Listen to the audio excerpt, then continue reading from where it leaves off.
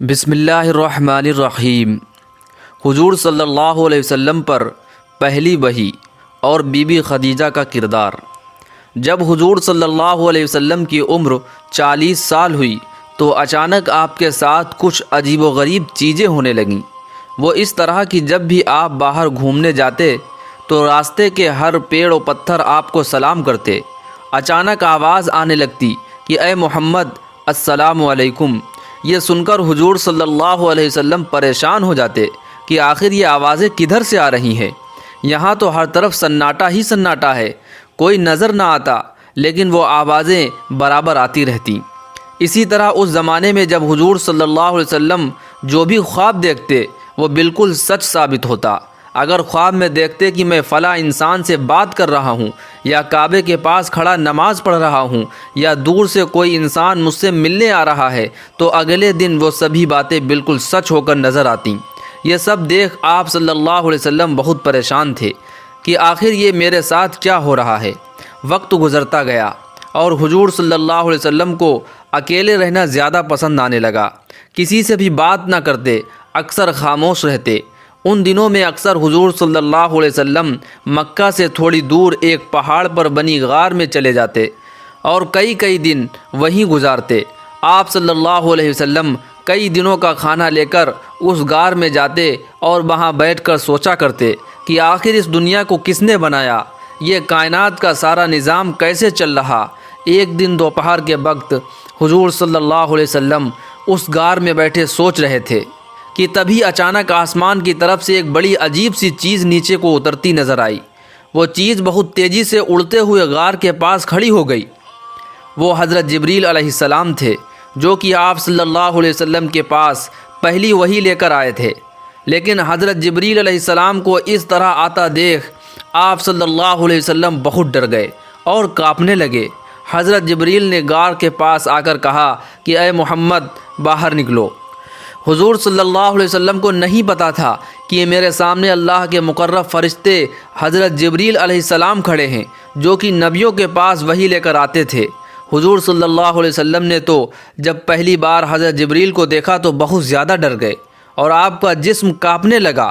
حضور صلی اللہ علیہ وسلم جیسے ہی غار سے باہر نکلے تو حضرت جبریل نے پیچھے سے آپ کو پکڑ لیا اور گردن کے بیچ اپنی کوہنی رکھ کر بہت تیز دبایا اور کہنے لگے کہ اے محمد پڑھو۔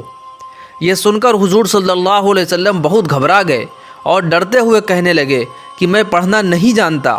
لیکن حضرت جبریل نے اگلی بار اور تیز گردن دبائی اور کہا کہ اے محمد پڑھو، تو حضور صلی اللہ علیہ وسلم نے دوسری بار بھی وہی جواب دیا کہ مجھے پڑھنا نہیں آتا، میں امی ہوں۔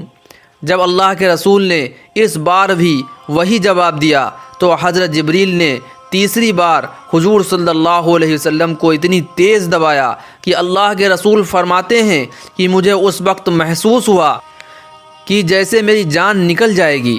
اور پھر حضرت جبریل علیہ السلام نے کہا کہ اے محمد پڑھو۔ جب حضرت جبریل نے تیسری بار حضور صلی اللہ علیہ وسلم کو دبایا تو اسی وقت اللہ کی طرف سے ایک تجلی حضور صلی اللہ علیہ وسلم کی طرف آئی اور آپ کے جسم میں شامل ہو گئی۔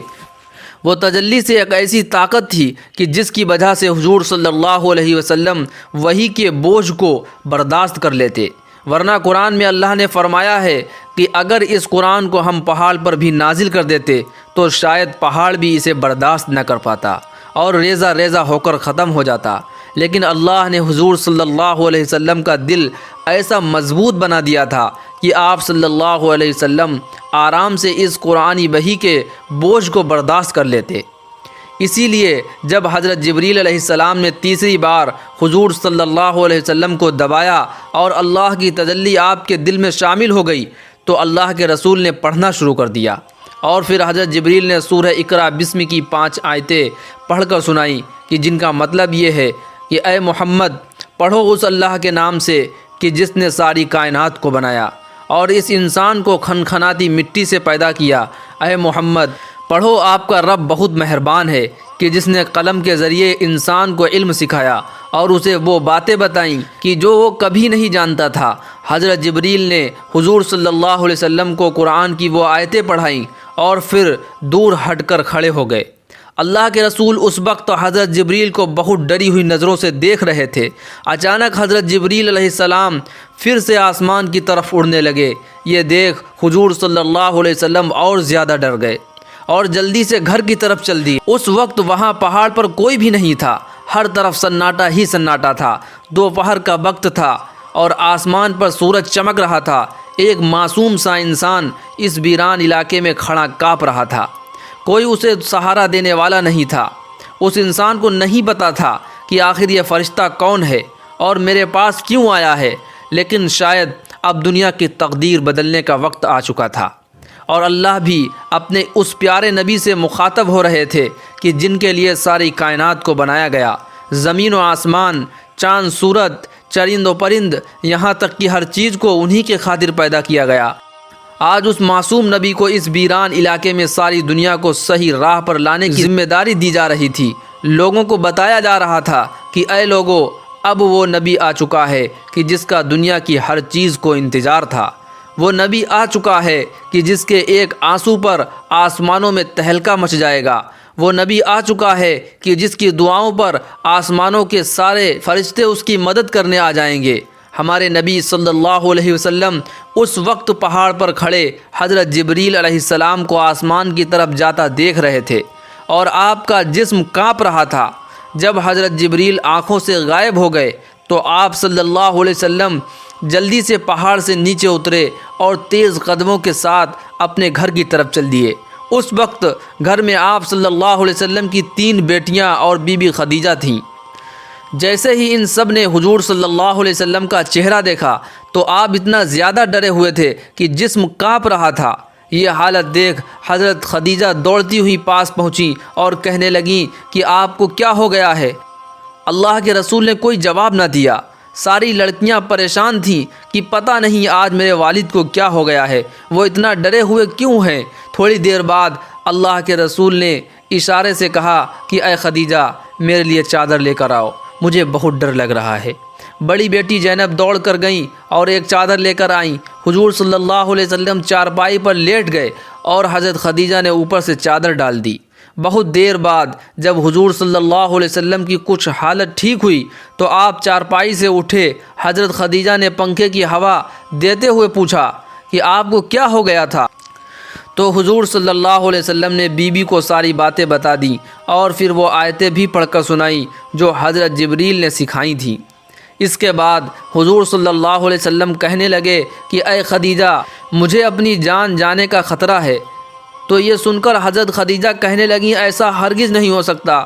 میں اللہ کی قسم کھا کر کہتی ہوں کہ اللہ آپ کی عزت کو کبھی داغدار نہیں کرے گا، کیونکہ آپ غریبوں کا سہارا بنتے ہیں، بھوکوں کو کھانا کھلاتے ہیں، یتیموں کی کفالت کرتے ہیں اور آپ پریشان لوگوں کی مدد کرتے ہیں، تو آپ کا اللہ آپ کو کبھی ضائع نہیں ہونے دے گا۔